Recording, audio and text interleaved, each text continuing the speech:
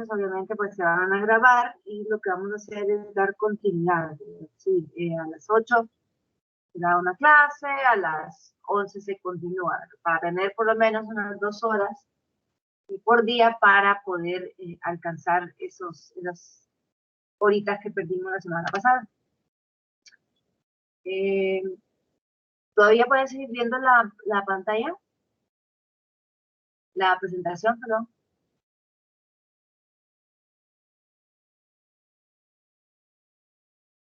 Sí se ve la presentación, pero encima se ven los compañeros. Ok.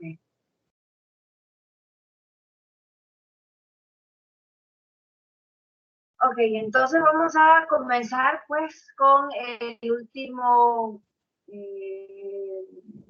la última unidad, la unidad 4. Ya estamos cerca de responder la pregunta cómo funciona esa cinta transportadora de calor alrededor de todos los océanos. Y tenemos que hablar entonces de lo que es el ciclo hidrológico y el balance energético.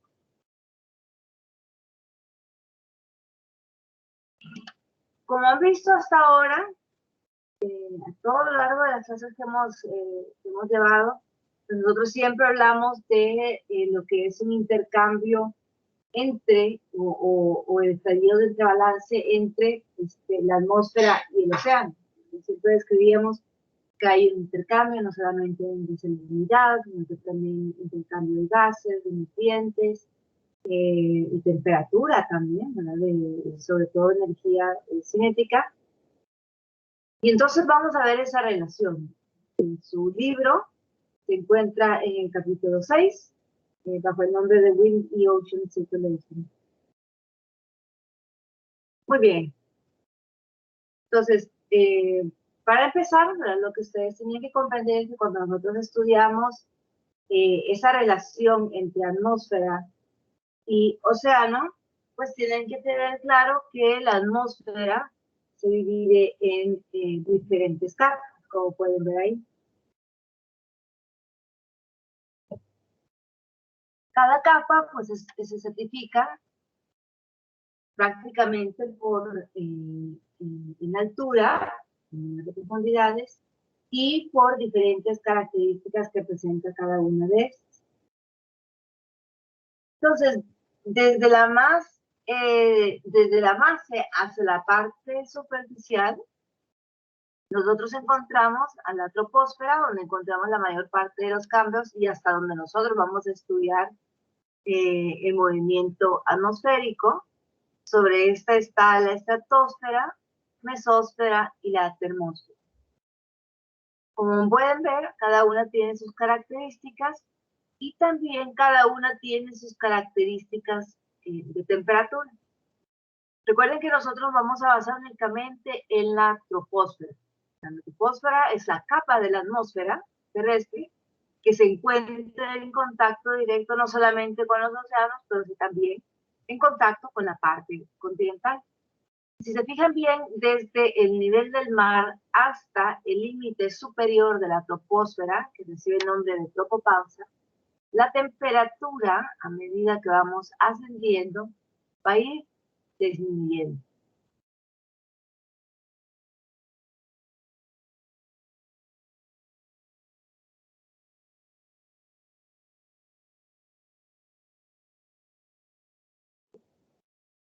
Entonces podemos decir que la atmósfera de la Tierra y el océano están íntimamente entrelazados, intercambian, como lo habíamos dicho anteriormente, pues, gases, nutrientes, agua, energía cinética.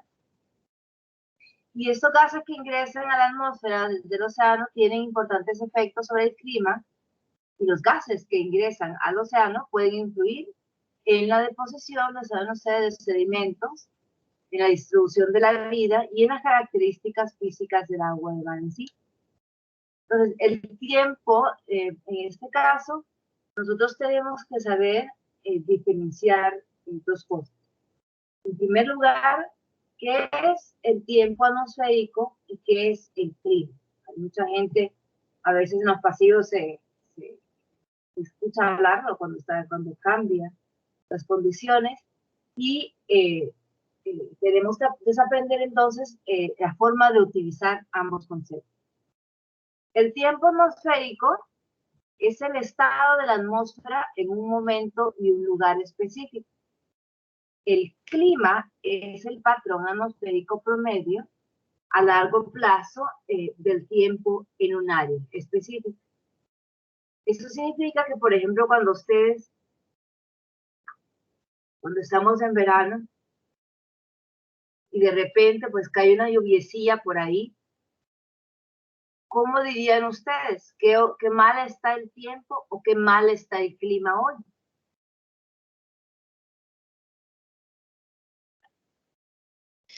El tiempo. El tiempo, ¿verdad? Porque nosotros ya sabemos que existe una división que conocemos de los tipos de climas que podemos encontrar alrededor de la Tierra, dependiendo de su latitud. Entonces, ¿cuáles son los tipos de climas que tenemos?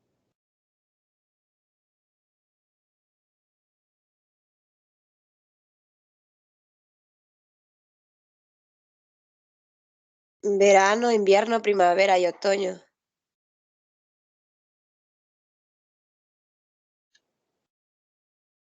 Esas son las estaciones.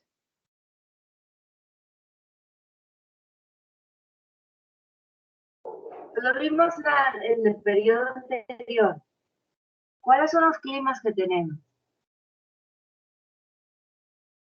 En base a la latitud. El trópico, templado, clima seco también.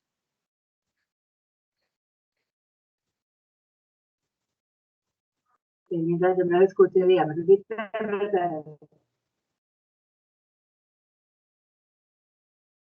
Repítame otra vez, por favor, que no la escuché.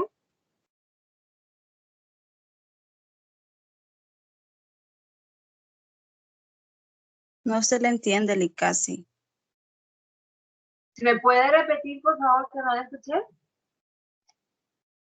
El clima trópico, templado, clima seco, el clima polar.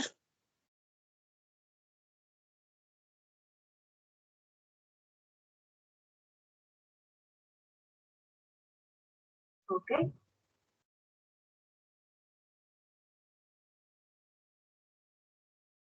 Muy bien. Entonces, como ciclo hidrológico, nosotros vamos a describirlo como el proceso que facilita la circulación del agua en toda la biosfera, transportando humedad y energía.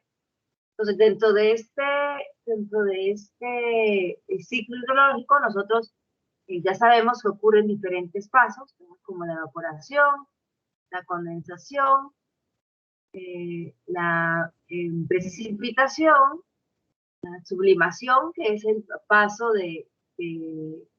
por la transformación de agua en estado sólido directamente a gas, y la transpiración. Y esto hace entonces que también se forme un ciclo un ciclo hidrológico en nuestra atmósfera. Algo que tienen que tener bien constante.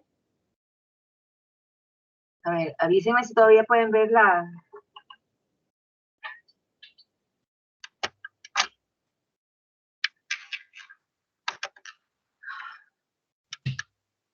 presentación, por favor. Ahorita se acaba de quitarle.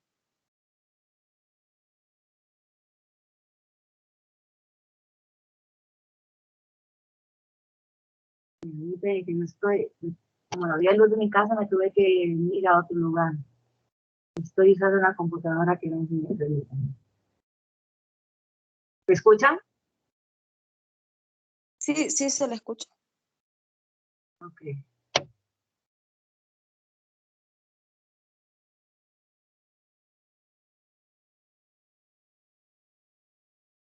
Si me avisan cuando puedan ver, por favor, La presentación creo que se ve refracción y mezcla de colores, pero está en pequeño. Hay que hacerlo así grande.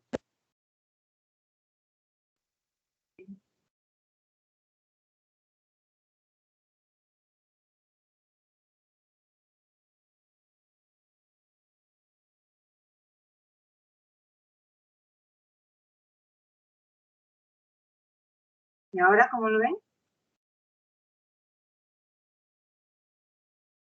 Ahí está bien. ¿Ya estamos? Ya se ve, Lee. Ok, perfecto. ¿Me escuchan? No sé si me están escuchando bien. Sí, sí se le escucha bien también. Ok, entonces, algo que ustedes tienen que recordar, ¿no?, es que el aire en sí de la atmósfera nunca se presenta completamente seco. Siempre hay humedad, siempre hay eh, eh, vapor de agua que puede ocupar más o menos hasta un 4% del volumen. Y es lo que ustedes conocen como humedad relativa.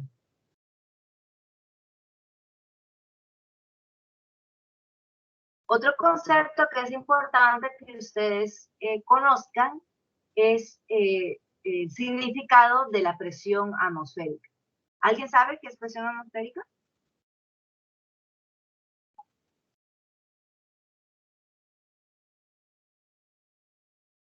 Es la fuerza que ejerce la atmósfera sobre los continentes y los océanos.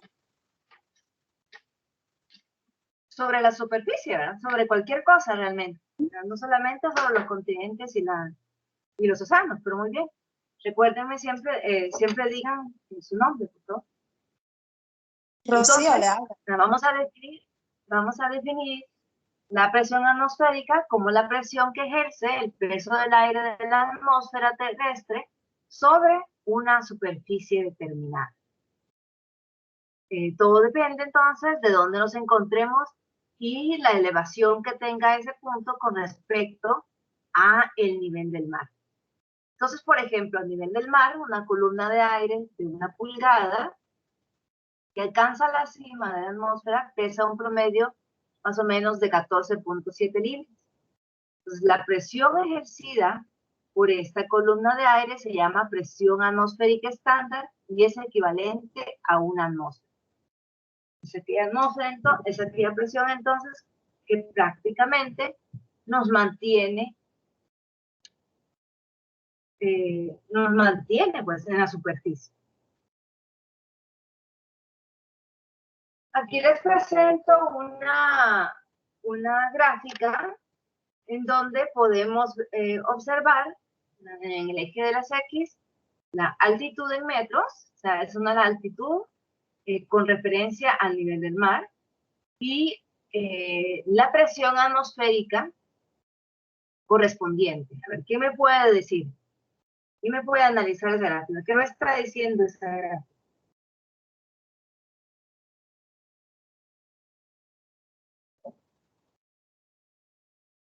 Podría ser que a medida que la altitud va ascendiendo, en este caso, ¿verdad? La presión, sobre la presión atmosférica, entonces esto va a ir disminuyendo. A ver, vuélvamelo a decir, pero replantéemela como la postuló. Vuélvamelo a plantear.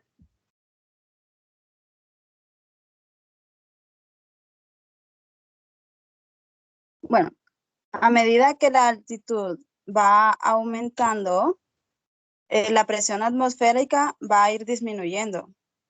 Muy bien. Entonces va a haber una mayor presión atmosférica al nivel del mar si la comparamos con una presión atmosférica a la que se encuentran, por ejemplo, en los picos más altos, ¿cierto? Entonces, por ejemplo, al nivel del mar, nosotros tenemos una menor altura y por lo tanto tenemos una mayor presión. A nivel del mar, la presión atmosférica es equivalente a una atmósfera. Si lo comparamos con la presión, por ejemplo, que existe a una elevación de 1500 metros, a 1500 metros, entonces hay una mayor altura o una mayor elevación, por lo tanto, nuestra presión atmosférica va a ser menor. Y aquí, pues en el ejemplo, les dicen que es igual a más o menos unos 0.83 atmósferas de presión. ¿Vamos claros hasta ahora? Sí, Lick. Ya les voy a explicar por qué me interesa a mí comprender cuál es la diferencia, las diferentes presiones dependiendo de la elevación. Ya les voy a decir por qué, porque eso nos sirve a nosotros para comprender la circulación atmosférica. Recuerden que ahorita solo estamos hablando a nivel de troposfera. Muy bien. Licenciada, Otra cosa, entonces, sí, digan. yo le tengo una duda. La presión de la atmósfera, perdón, que es un átomo, va a ser, una atmósfera, perdón. Una atmósfera va a ser solamente cuando esté a 0 metros sobre el nivel del mar. Esa va a ser el peso Cuando total. estemos, O la presión. cuando estemos a nivel del mar. A medida que ustedes van, vaya, por ejemplo, no sé si alguno de ustedes, bueno, sí, yo creo que todos nos hemos acompañado en alguna clase de la carrera, y ustedes pueden empezar a sentir la diferencia de presiones cuando van, por ejemplo, desde una zona de baja elevación, ¿verdad? Y cuando van subiendo a la montaña. ¿A dónde sienten ustedes los primeros efectos de la presión atmosférica en su cuerpo?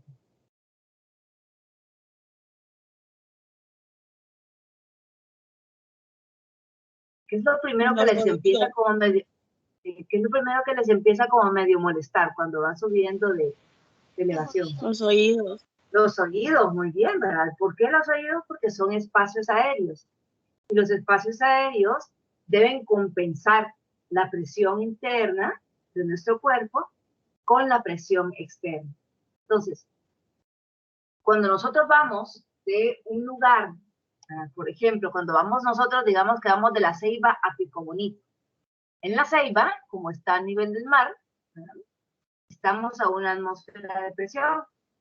A medida que vamos subiendo a Pico Bonito, nosotros empezamos a sentir molestias en los oídos porque hay una diferencia entre las presiones atmosféricas internas en mi oído, que estaba equivalente a una presión, a una atmósfera de presión, y un punto, por ejemplo, solo para que vean números, un punto, por ejemplo, a 1500 metros sobre el nivel del mar, viendo ese Pico Bonito, que tiene una atmósfera de 0.83 atmósferas.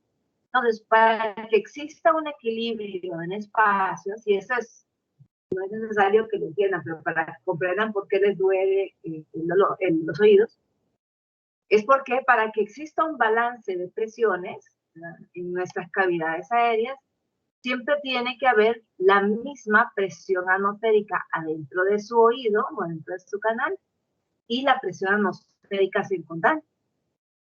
Entonces aquí les empieza a doler un poco los oídos porque la presión que está dentro de sus oídos es equivalente a una atmósfera y la presión a 1500 metros sobre el nivel del mar es a 0.83. Entonces, para igualar las presiones, lo que muchos de ustedes a veces hacen es o tragan, o mueven su quijada. Algunas personas yo he visto que también se pinchan la nariz y soplan un poquito y escuchan un...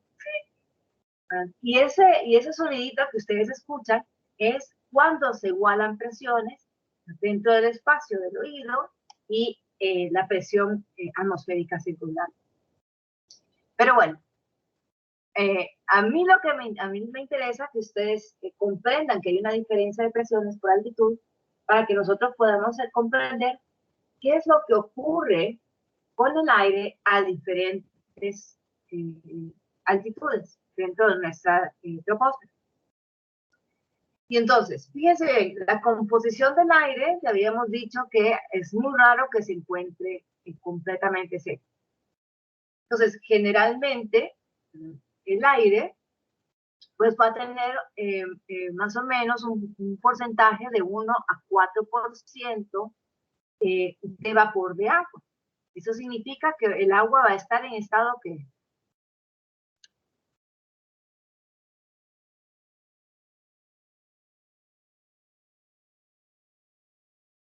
¿Me escuchan?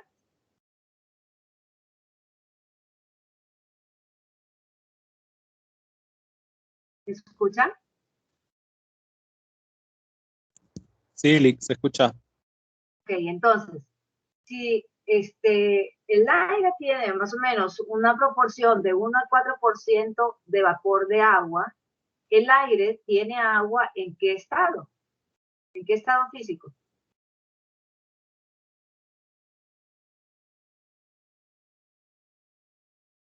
Ya veo que son los que estudian para las noches de la mañana. Todo lo que aprendimos en el parcial anterior nos va a servir ahorita. Sería en estado gaseoso. Muy bien, bonito perito. En estado gaseoso. Muy bien, y entonces, en estado gaseoso, ¿cómo se comportan las moléculas del agua? ¿Cuál es el comportamiento que tienen las moléculas de agua? Entonces, hablemos respecto a la distancia que hay entre ellas, presencia o ausencia de puentes de hidrógeno. Caracterícenlo. ¿Cuál es el comportamiento que tienen las moléculas de agua en estado gaseoso? Tres hablamos al mismo tiempo, no sé si nos escuchamos. Se encuentran dispersas y los puentes de hidrógeno se encuentran totalmente. Muy bien, y se encuentran, y el movimiento, ¿cómo es? También va a haber una mayor vibración. Exactamente, van a estar bien separadas. Realmente va a haber un movimiento aleatorio de las moléculas del agua. Y así como dijo el compañero, pues no hay ni un puente de hidrógeno formal. Entonces, fíjense bien, la cantidad de vapor de agua en el aire va a depender en parte de la temperatura que tenga el aire. Entonces, el aire caliente puede tener más vapor. El aire cálido, no es un aire caliente hirviendo, sino que es un aire cálido, puede tener más vapor de agua que el aire frío. ¿Sí? Entre más frío es el aire, menos porcentaje de vapor de agua tiene.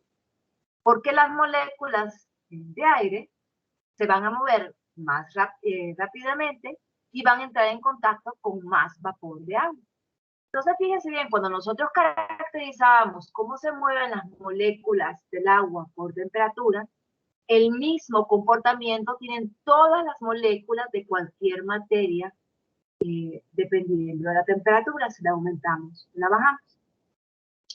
Entonces, el aire caliente es típicamente húmedo y el aire frío es típicamente seco. ¿Qué otros compuestos tiene el aire?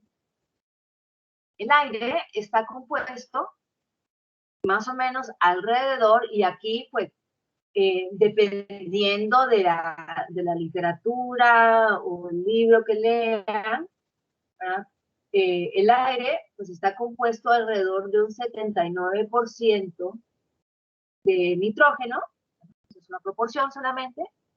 Luego tenemos más o menos alrededor de un 20 o 21% de oxígeno, y también tiene un compuesto, tiene un pequeño porcentaje al final, pues que está compuesto de gases inertes como el argón, el dióxido de carbono, neón, metano y otros elementos y compuestos. Pero en su mayoría tenemos el nitrógeno, el oxígeno, luego sería el vapor de agua, y por último pues los elementos y compuestos y gases inertes que pueden ver ahí. Y entonces seguimos. Ahora vamos a caracterizar cómo estarían las moléculas del aire, todos, desde oxígeno, de nitrógeno, de los elementos, de los gases inertes y de vapor de agua. ¿Cómo estarían dispuestos dependiendo de la altitud, dependiendo del nivel de elevación con respecto elevación atmosférica?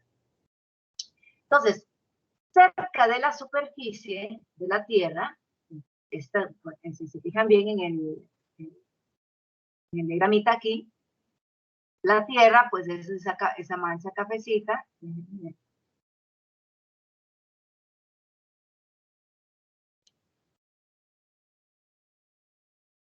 que se les marco aquí está la Tierra.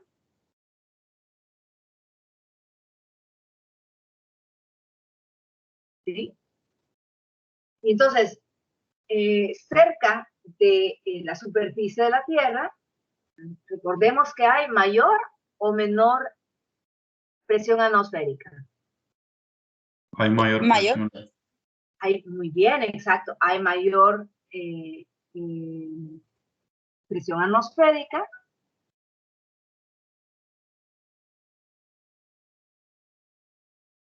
Y entonces aquí el aire, y las moléculas del aire, por esa mayor presión que existe, va a estar empacado pues, densamente por su propio peso.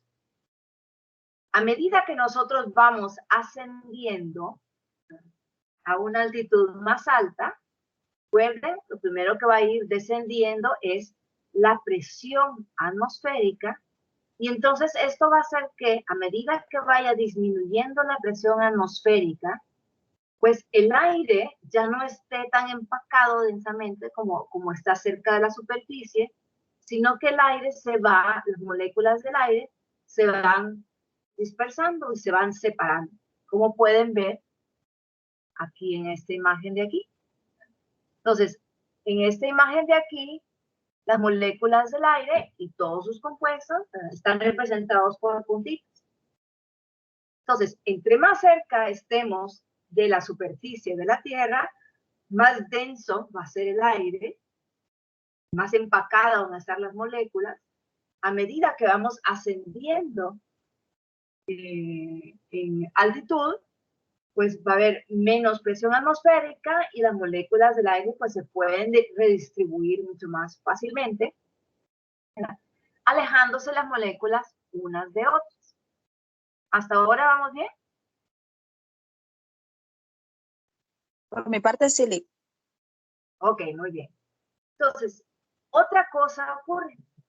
A medida que estas moléculas de aire se van expandiendo, se van liberando, también se va perdiendo energía cinética.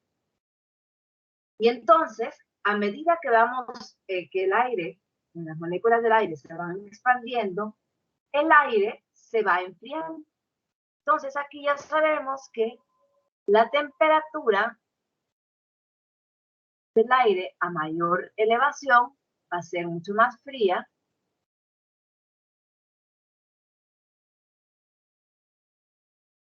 que comparada con la temperatura del aire cerca de la superficie, puede estar más compacta, puede estar a mayor presión, va a ser mucho más cálido.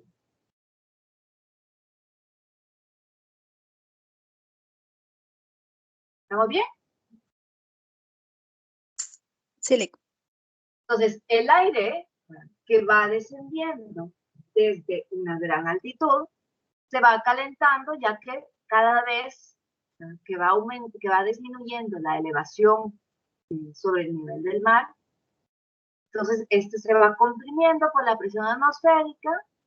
Esto hace entonces que el aire se caliente y vamos a ver esta distribución de temperaturas del aire dependiendo de la posición o dependiendo de la elevación a la que éste se encuentra.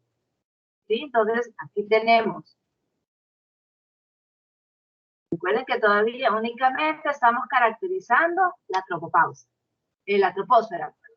Entonces, esta sería mi troposfera, ¿sí?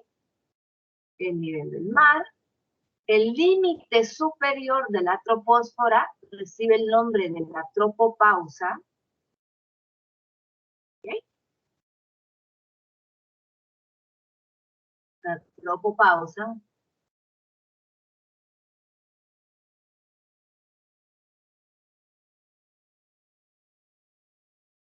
Y el límite inferior de la troposfera, pues va a ser la superficie que se encuentra en contacto con esta o el nivel del mar.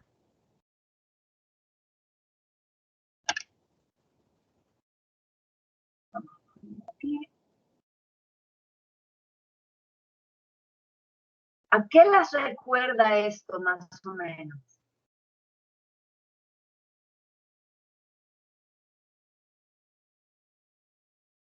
Eso de que el aire frío es menos denso en nuestra troposfera.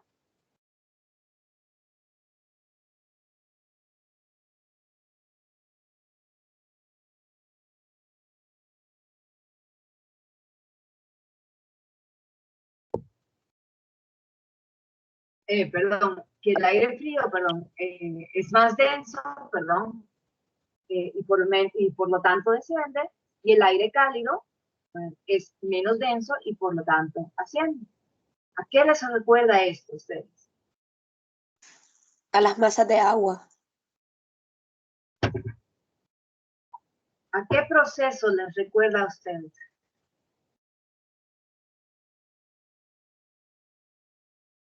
Lo vimos en oceanografía geológica, lo vimos en A las oceanografía capas. física. Proceso, ¿me escuchan? A los ¿A qué procesos de proceso convección. les recuerda? Exactamente, a las corrientes de convección. Y entonces, esta es otra forma de ejemplificar que las corrientes de convección no solamente ocurren en la parte interna de la Tierra, ni tampoco solamente ocurren cuando hay estratificación de masas de agua, pero también existen en nuestra troposfera. Y eso nos va a ayudar a explicar, entonces, cuáles son los ciclos atmosféricos que se dan ahí, los ciclos de circulación atmosférica que se dan en esa zona. Entonces, ya que vieron que existe una relación, entonces fíjense bien, ahí tenemos otra vez esta imagen, pues lo que hemos estado hablando, cuando el aire cálido, que tiene menos densidad, asciende, y ahorita estamos hablando de un aire cálido, fíjense bien, ahí en el ejercicio, en el diagrama, son unos 30 grados. 30 grados, recuerden, el aire cálido se caracteriza por tener más o menor presión, vapor de agua.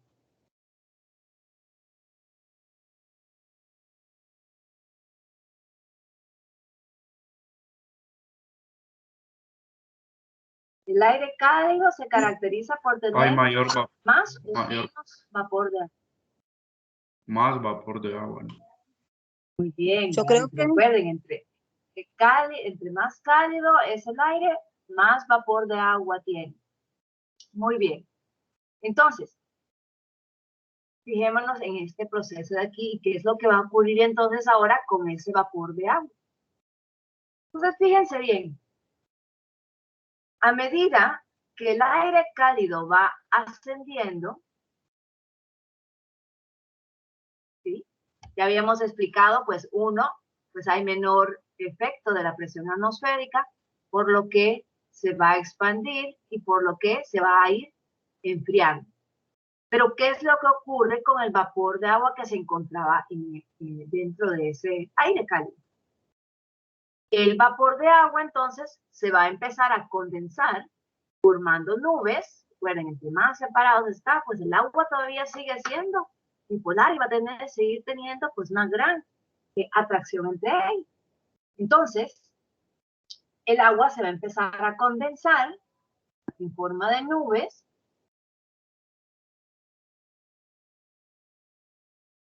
Y la vamos a poner aquí. Ya que entre más frío entre más frío esté el aire, pues ya no puede retener tanto vapor de agua. Entonces, a medida que va ascendiendo, el agua se uniendo, se va condensando, formando nubes, el aire continúa ascendiendo, sigue perdiendo vapor de agua hasta que queda frío completamente en la tropopausa. Si el ascenso y el enfriamiento continúan, el vapor de agua entonces se va a empezar a convertir en lluvia o en copos de nieve. Una vez que se forman esas nubes, ¿sí? En este caso entonces, pues el proceso de precipitación se va a dar ya sea en forma de lluvia o en forma de nieve, dependiendo de dónde nos encontremos.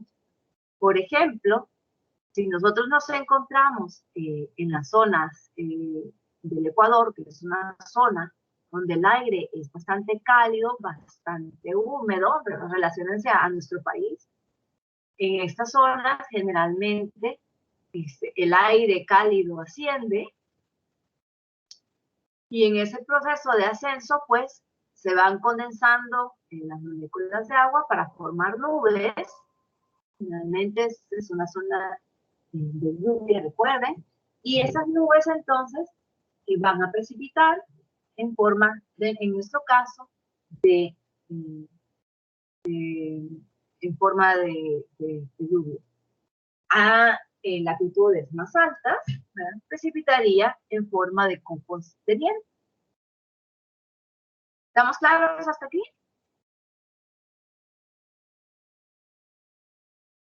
Sí,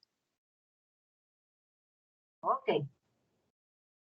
Eso significa que el aire frío es más denso que el aire caliente o el aire cálido, y que el aire frío y seco es mucho más denso que el aire cálido y húmedo. Y entonces nosotros alrededor del mundo podemos ver realmente procesos en donde hay una distribución más o menos ordenada del agua. Y entonces se advierten dos patrones importantes de la distribución. Unas son zonas de evaporación. Generalmente, y recuerden que esto lo vimos para estudiar salinidad de la capa superficial. Y entonces las zonas de evaporación las encontramos en las zonas de clima subtropical y en las zonas de climas polares. El segundo patrón sería entonces que existen zonas a donde hay precipitación. Y estas zonas, entonces, son dominantes en las regiones ecuatoriales sobre nuestra zona de convergencia intertropical. Un poquito más adelante vamos a ver por qué se llama zona de convergencia intertropical, y las latitudes medias, como ven acá, que se consideran como cinturones de precipitación. Y esto es a ambos lados del Ecuador, tanto en las latitudes norte como en la latitud sur. En este caso, entonces, nosotros tendríamos un cinturón en la zona intertropical de lluvias, y a ambos lados, norte y sur, le seguiría pues una zona de evaporación, una zona de precipitación, y arriba una zona de evaporación. Lo mismo en el hemisferio sur. Tendríamos aquí entonces nuestras zonas de precipitación,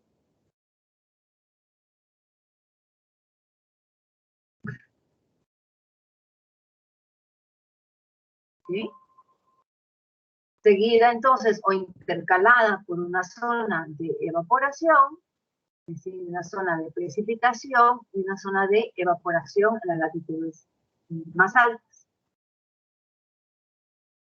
Y entonces, esto hace que nosotros también podamos ver y identificar que existen patrones de ascenso y descenso de aire cálido y de aire frío. Generalmente, todas las zonas de precipitaciones son zonas de ascenso de aire cálido que está cargado de vapor de agua, y que al ascender se empieza a enfriar, moléculas de agua empiezan a condensarse, empiezan a formar nubes. Entonces tendríamos en todo ese fajón la formación de nube que precipitan en forma de lluvia. Tenemos otro.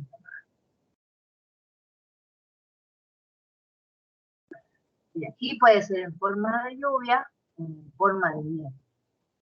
Y tenemos una segunda zona donde hay descenso de aire frío, que es completamente seco,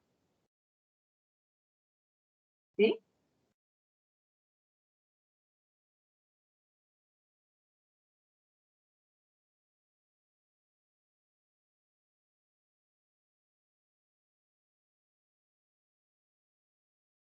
Y se consideran zonas de alta evaporación. ¿Por qué se considera una zona de alta evaporación? Se considera una zona de alta evaporación porque al descender este aire frío y seco, pues lo que va a hacer este aire frío es absorber el vapor de agua de la superficie terrestre. Entonces, yo siempre les digo a los estudiantes, solo lo único que tienen que relacionar más o menos es lo que le ocurre a la piel de ustedes cuando o están en una zona donde el aire acondicionado está muy frío, o cuando pues empieza la época de Navidad aquí en Honduras. ¿Qué le pasa a la piel de ustedes cuando entra en contacto con ese aire frío?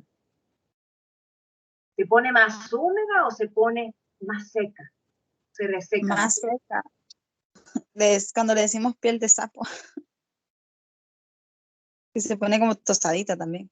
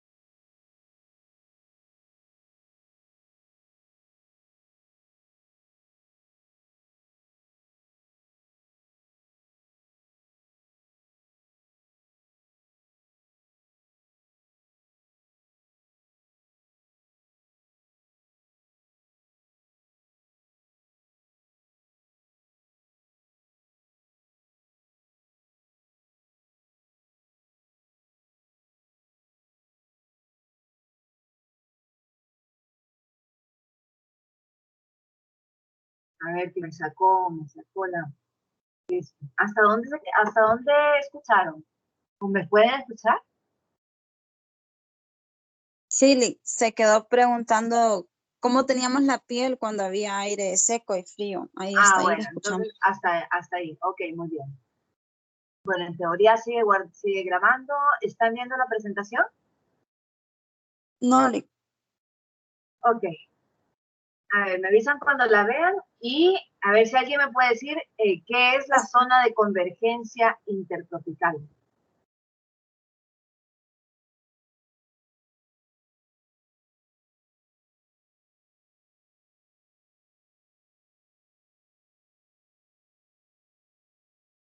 ¿Escuchan?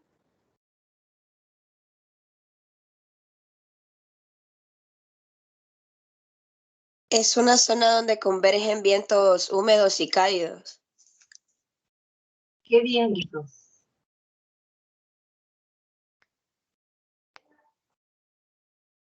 A ver, ¿alguien que le pueda ayudar a la compañera? ¿Perdón?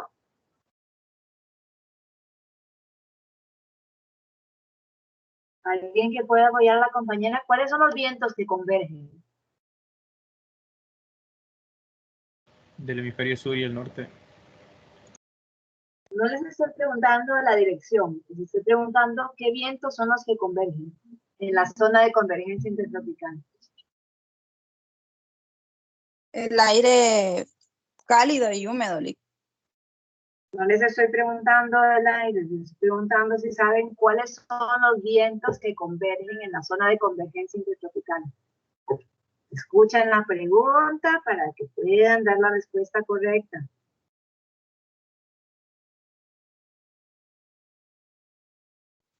No son los vientos alisios. Muy bien, son los vientos alisios. Entonces,